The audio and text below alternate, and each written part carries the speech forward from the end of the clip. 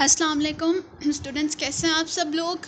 मैं उम्मीद करती हूँ आप सब लोग खैरियत से होंगे और अपनी पढ़ाई पर भी फोकस कर रहे होंगे। आज हम अपना लेक्चर नंबर 17 स्टार्ट कर रहे हैं, which is the efficiency of algorithms. Last time हम लोगों ने एल्गोरिदम्स को डिस्कस किया था, एल्गोरिदम की कुछ एग्जांपल्स को डिस्कस किया था और मैंने आपको कहा था कि इसको जो है वो प्रैक्टिस करें विद फ़्लो चार्ट्स, यानी कि फ़्लो चार्ट्स ड्रॉ करें, उसके साथ उसका एल्गोरिदम लिखें और इसकी प्रैक्टिस करें, क्योंकि ये चीज़ें प्रैक्टिस से आएंगी। इसको आप रटा लगा कर याद तो कर सकते हैं, बट अगर आपके पास कोई और प्रॉब्लम आ जाएगी तो फिर आप उसको सॉल्व नहीं कर पाएंगे अगर आपकी प्रैक्टिस नहीं होगी। आज हम एक थोड़ा सा डिफरेंट टॉपिक स्टार्ट कर रहे हैं, एफिशिएंसी ऑफ एल्गोरिदम। एफिशिएंसी क्या होती है, मतलब अगर हम लोग इसका वैसे मतलब देखें तो हमारे टर्म्स में हम एफिशिएंसी या हम एफिशिएंसी उसको कहते हैं जो बड़ा तेज़ काम कर रहा हो। लाइक हम जैसे अगर कोई इंसान जो है वो बहुत जल्दी काम कर लेता है, या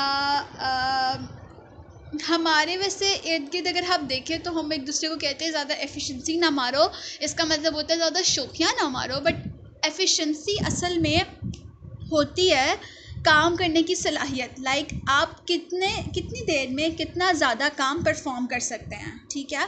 तो एफिशिएंसी असल में हमारी होती है कि हम अपने, अगर एल्गोरिदम्स की बात करें तो इसका मतलब ये होगा कि हम चेक करते हैं कि हमारा एल्गोरिदम कितने ज़्यादा बेहतर तौर पे काम करता है और कितनी जल्दी काम करता है, ठीक है। तो आज हम कुछ पैरामीटर्स देखेंगे, कुछ जो है वो मैट्रिसेस देखेंगे कि किसकी बुनियाद पर हम अपने एल्गोरिदम को कहते हैं कि ये एक अच्छा एल्गोरिदम है या ये एक अच्छा एल्गोरिदम नहीं है। हम ये डिसाइड करते हैं एल्गोरिदम की एफिशिएंसी की बेस पर। अब एल्गोरिदम की एफिशिएंसी किन चीज़ों पर डिपेंड करती है, ठीक है, ये हम लोगों ने देखना है। एल्गोरिदम की एफिशिएंसी दो चीज़ों पर डिपेंड करती है, ठीक है। जब भी आपने किसी एल्गोरिदम की एफिशिएंसी को मेजर करना होता है तो आप दो चीज़ें देखते हैं, ठीक है। पहली चीज़ जो आप देखते हैं वो है नंबर ऑफ स्टेप्स, यानी कि जो प्रॉब्लम आप सॉल्व कर रहे हैं, जिस प्रॉब्लम को सॉल्व करने के लिए आपने एल्गोरिदम लिखा है, वो एल्गोरिदम कितने स्टेप्स में उस प्रॉब्लम को सॉल्व कर रहा है। मेरे पास अब एक देखो, जब भी आप किसी प्रॉब्लम को सॉल्व करते हैं ना, तो उसके मल्टीपल तरीके हो सकते हैं उसको सॉल्व करने के। मैंने अगर जो है वो यहाँ से अपने घर से लेकर आइडियल एकेडमी तक जाना है तो उसके मल्टीपल रास्ते हैं, बहुत सारे रास्ते हैं। हम कौन सा चूज़ करते हैं? हम कहते हैं भाई शॉर्टकट लें, शॉर्टकट के थोड़ा टाइम लगे और हम फ़ौरन से काम कर लें। इसी तरह से एल्गोरिदम को लिखने के, यानी कि किसी प्रॉब्लम को सॉल्व करने के भी मल्टीपल तरीके होते हैं और मल्टीपल एल्गोरिदम्स होते हैं। अब हम कैसे कह सकते हैं कि कौन सा एल्गोरिदम अच्छा है और कौन सा एल्गोरिदम अच्छा नहीं है? ये हम डिसाइड करते हैं उसके नंबर ऑफ़ स्टेप्स की बेस पे। अगर एक प्रॉब्लम को सॉल्व करना है और एक एल्गोरिदम जो है वो 9 स्टेप्स में उस प्रॉब्लम को सॉल्व कर रहा है और एक एल्गोरिदम उसी प्रॉब्लम को 5 स्टेप्स में सॉल्व कर रहा है, तो मैं ये कहूँगी कि जो 5 स्टेप्स वाला एल्गोरिदम है वो ज़्यादा एफिशिएंट है। दूसरी चीज़ जो कि शायद आप लोगों के लिए थोड़ी सी नहीं हो, क्योंकि नंबर ऑफ़ स्टेप्स तो चलो थोड़ी सी कॉमन चीज़ है ना, कि जल्दी काम ख़त्म कर लेंगे तो हम कहेंगे एफिशिएंट है, अगर देर से काम ख़त्म करेगा तो हम कहेंगे एफिशिएंट नहीं है। लेकिन जो नेक्स्ट चीज़ है वो थोड़ी सी डिफरेंट है, वो ये है space used in computer memory. यानी कि देखो, आपने जब एल्गोरिदम लिखा या फ्लो चार्ट बनाया तो आपने नोटिस किया होगा कि हम कुछ वैल्यूज़ को अपनी कंप्यूटर में स्टोर करवाते हैं। अब वैल्यूज़ को जब हम कंप्यूटर में स्टोर करवाते हैं तो इसका मतलब ये है कि हम लोग कंप्यूटर की मेमोरी को इस्तेमाल कर रहे होते हैं। अब जो एल्गोरिथम कंप्यूटर की कम मेमोरी को इस्तेमाल करता है, हम कहते हैं कि वो ज़्यादा एफिशिएंट है। अगर कोई एल्गोरिथम ज़्यादा मेमोरी इस्तेमाल करता है तो हम कहते हैं कि वो एफिशिएंट नहीं है, या चलो कम एफिशिएंट है, ठीक है। अब प्रॉब्लम कहाँ पे आती है? ये तो दो मैट्रिसेस हो गए जिसकी बुनियाद पर हम लोग मेजर करते हैं कि हमारा जो एल्गोरिदम है वो ठीक नहीं, लाइक एफिशिएंट है या नहीं, ठीक है। ठीक तो काम करेगा ऑब्वियसली, लेकिन वो कितनी जल्दी काम करेगा या कितनी बेहतर तौर पे जो है वो उस काम को सरअंजाम देगा। तो हमने नंबर ऑफ़ स्टेप्स और space use in computer memory की बात कर ली। अब प्रॉब्लम कहाँ पे आता है? अब प्रॉब्लम ये आता है कि कहीं कहीं पे जब हम लोग एल्गोरिदम्स लिखते हैं ना, तो होता क्या है, एक एल्गोरिदम जो है वो छोटा तो होता है लेकिन वो मेमोरी ज़्यादा ले रहा होता है।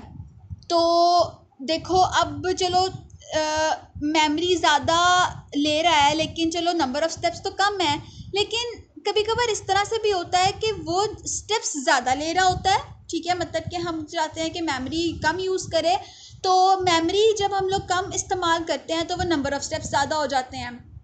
हम कह सकते हैं कि एक चीज़ के बढ़ने से दूसरी चीज़ कम हो जाती है, तो हमारी बात वहीं पे आ जाती है।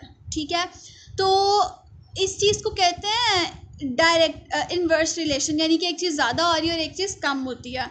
तो अब जो है, अब हम क्या करेंगे, अगर हम लोग मेमोरी कम इस्तेमाल करते हैं तो नंबर ऑफ़ स्टेप्स ज़्यादा हो जाते हैं। अगर हम नंबर ऑफ़ स्टेप्स को कम करते हैं तो हमारी मेमोरी ज़्यादा यूज़ होती है। तो देखो, एक चीज़ कम हो रही है, एक चीज़ बढ़ रही है, तो एफिशिएंसी तो घूम घूम आके वहीं पे आ जाएगी। तो इस केस में हम लोग जो हैं, यानी कि जो डिज़ाइनर्स हैं, वो फिर डिसाइड करते हैं कि उनकी रिक्वायरमेंट्स के अकॉर्डिंग कौन सा जो एल्गोरिदम है वो ज़्यादा बेहतर तौर पर वर्क करेगा। यानी कि फिर हम लोग इन मैट्रिसेस को थोड़ा सा लेस प्रायोरिटी देते हैं और हम अपनी रिक्वायरमेंट्स को देखते हैं कि हमारी रिक्वायरमेंट्स के हिसाब से कौन सा एल्गोरिदम जो है वो ज़्यादा बेहतर तौर पर परफॉर्म कर रहा है, फिर हम उसको जो है वो चूज़ करते हैं अपने प्रॉब्लम के सॉल्यूशन के लिए। नीचे उसने जो है वो एक एग्ज़ाम्पल दी हुई है। ये एग्ज़ाम्पल जो है वो थोड़ी सी आंखें और दिमाग खोल के समझने वाली है। हमारे पास उसने जो है वो सबसे पहले वो एक एग्ज़ाम्पल दे रहा है जिसमें उसने नंबर ऑफ़ स्टेप्स की बात की है। अब देखो, वो कह रहा है, let's suppose we have two algorithms to solve a certain problem. One algorithm has n steps whereas the other algorithm has n square steps. इसका क्या मतलब है? इसका ये मतलब है कि लेट्स से मेरे पास एक प्रॉब्लम है जिसका एल्गोरिदम है जो कि 2 स्टेप्स पे है। ठीक है, और एक और एल्गोरिदम है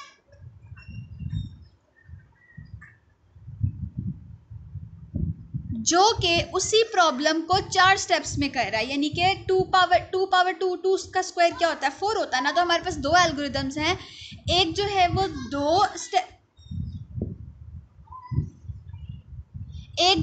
दो स्टेप्स में सॉल्व कर रहा है और एक जो है वो 4 स्टेप्स में सॉल्व कर रहा है। इसी तरह से लेट्स से हमारे पास एक प्रॉब्लम है जिसके 2 एल्गोरिदम्स हैं। एक एल्गोरिदम जो है वो उसी काम को 3 स्टेप्स में सॉल्व कर रहा है और जो दूसरा है वो 9 स्टेप्स में सॉल्व कर रहा है। तो इस केस में क्या होगा? इस केस में जो n स्टेप्स वाला एल्गोरिदम होगा, यानी कि जो कम नंबर ऑफ स्टेप्स वाला एल्गोरिदम होगा, वो हमारे लिए ज़्यादा एफिशिएंट होगा बनिस्बत उस वाले के जो कि n स्क्वायर स्टेप्स में उस प्रॉब्लम को सॉल्व कर रहा है। ठीक है, ये तो है छोटी सी बात, छोटी सी एग्जांपल थी, इतनी कोई मुश्किल बात नहीं थी इसमें। हाँ, अलबत्ता अगली जो एग्जांपल है वो थोड़ी सी जो है वो समझने वाली है, थोड़ी सी कॉम्प्लिकेटेड है।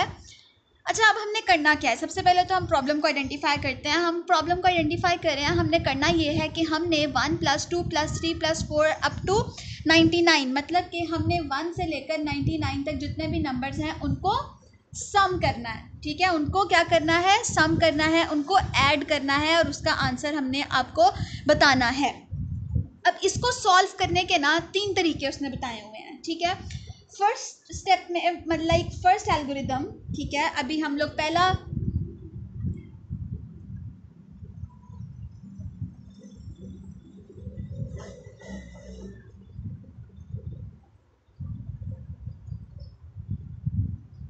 लोग जो है वो पहला एल्गोरिदम देखने लगे हैं। और पहला एल्गोरिदम क्या कहता है? पहला एल्गोरिदम ये कहता है कि आप एक नंबर पकड़ें, लाइक 1, ठीक है, उसमें 2 ऐड करें, देन उसमें 3 ऐड करें, देन उसमें 4 ऐड करें, देन उसमें 5, देन 6, देन 7, 8, 9, 10, इस तरह करते करते करते करते आप 99 तक जाएं तो आपको आपका आंसर मिल जाएगा। ठीक है, तो ये तो था एल्गोरिदम नंबर 1। ठीक है, एक अपनी प्रॉब्लम को सॉल्व करने का ये एक एल्गोरिदम है। नेक्स्ट एल्गोरिदम क्या कहता है? नेक्स्ट एल्गोरिदम ये कहता है कि हम लोग पेयर्स बनाना शुरू करते हैं। पेयर्स कैसे? मतलब हम लोग पेयर ऐसे बनाएंगे, ये देखो आपकी बुक में उसने बताया भी हुआ है, 1 + 99। ठीक है, मतलब कि फर्स्ट और लास्ट का, फिर सेकंड का और सेकंड लास्ट का, फिर थर्ड का और थर्ड लास्ट का, फोर्थ का और फोर्थ लास्ट का, ठीक है। और इसी तरह से फिफ्थ का और फिफ्थ लास्ट का, और इस तरह से जो है वो अप टू सो ऑन हम लोग जाएंगे 49 और 51 तक, यानी कि यहाँ से हमारी होगी 49th और वहाँ से होगी हमारी फर्स्ट। तो इस तरह क्या होगा। अच्छा, एक चीज़ इसमें कॉमन है, वो क्या है, देखो हर पेयर का जो सम है ना वो 100 है। 1 + 99 100 आएगा, 2 + 98 100 आएगा, 3 + 97 100 आएगा, 4 + 96 ये भी 100 आएगा, 49 + 51 ये भी 100 आएगा, ठीक है। अब क्या करेंगे, अब हमारे पास ये पेयर्स बन गए।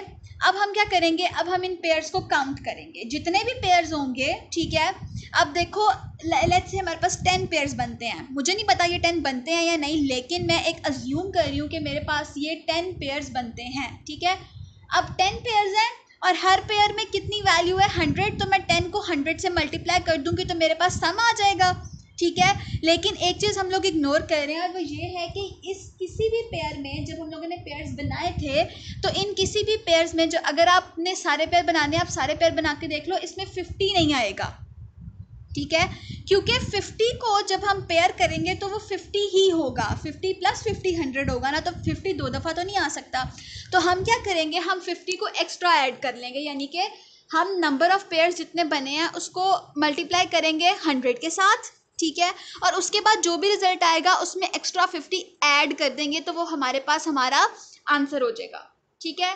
ये था एल्गोरिदम नंबर 2। अब आता है एल्गोरिदम नंबर 3। एल्गोरिदम नंबर 3 जो है वो आपको एक फार्मूला बता रहा है जिसमें आप सिंपल वैल्यू पुट करोगे और आपका आंसर आ जाएगा। And the formula is n cross n + 1 divided by 2। ये सीरीज का फार्मूला है, ठीक है, जिसमें हम लोग जो है वो डायरेक्टली अपना सम निकाल सकते हैं। n क्या रिप्रेजेंट कर रहा है, n जो है वो लास्ट टर्म को रिप्रेजेंट कर रहा है, जैसे 99 है ना यहाँ पे आखिरी वैल्यू, तो यहाँ पे हम क्या करेंगे 99 मल्टीप्लाई बाय 99 + 1/2, इसको आप सॉल्व करेंगे, आपके पास डायरेक्ट सम आ जाएगा।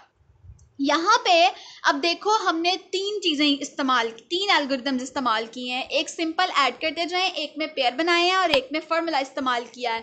अब इन तीनों एल्गोरिदम्स में से हम लोग डिसाइड करेंगे कि कौन सा एल्गोरिदम जो है वो कम स्टेप्स में काम कर रहा है और कौन सा जो है वो लेस मेमोरी कंज्यूम कर रहा है। जो सा कम स्टेप्स में काम कर रहा होगा, कम मेमोरी ले रहा होगा, हम उसको कहेंगे कि वो हमारा बेस्ट एल्गोरिदम होगा, और फिर हम उसी का जो है वो प्रोग्राम लिखेंगे, उसी से जो है वो अपनी प्रॉब्लम को सॉल्व करने की कोशिश करेंगे।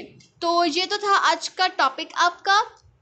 उम्मीद करती हूँ आप सब लोगों को समझ में आया होगा। इसको जो है वो एग्जाम्पल्स को समझें, ज़रूर समझेंगे, एग्जाम्पल इम्पॉर्टेंट है। इसको अगर नहीं समझ आती तो हम इंशाल्लाह इसको दोबारा भी डिस्कस कर लेंगे जब हमारी जूम क्लास होगी।